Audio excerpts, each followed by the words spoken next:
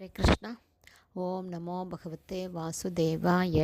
ஹரே கிருஷ்ணா. மகாபாரதம் சபா பர்வம் பார்த்துட்ருக்கோம்.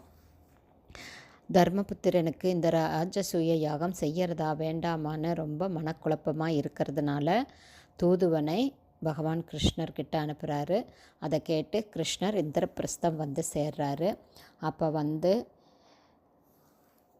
என்னுடைய நண்பர்கள் நீங்கள் தான் இதை செய்யறதுக்கு தகுதியானவங்கன்னு சொல்கிறாங்க.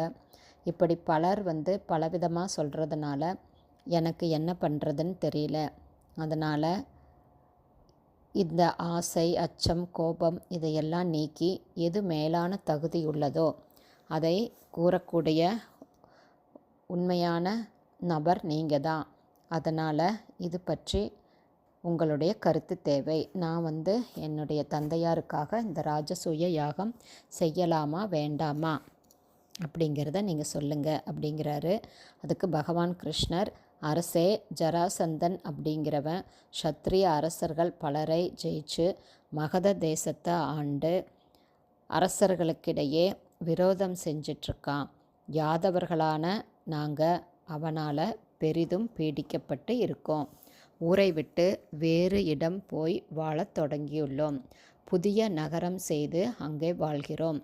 மகா பலசாலியான ஜராசந்தன் இருக்கும் வரையில் உங்களால் ராஜசூய யாகத்தை நிறைவேற்ற முடியாது அப்படிங்கிறது தான் என்னுடைய கருத்து.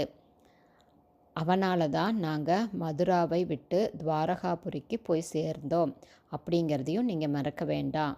ராஜசூய யாகத்தை நீங்கள் செய்ய விரும்பினா ஜராசந்தனால் சிறைப்படுத்தப்பட்டிருக்கக்கூடிய அரசர்களை எல்லாம் விடுதலை செஞ்சு ஜராசந்தனையும் வதம் செய்யணும். இல்லாவிட்டால் நீ யாகத்தை ஆரம்பிக்கலாம், ஆனால் முடிக்க முடியாது. இதுதான் என்னுடைய கருத்து அப்படின்னு பகவான் கிருஷ்ணர் சொல்கிறாரு.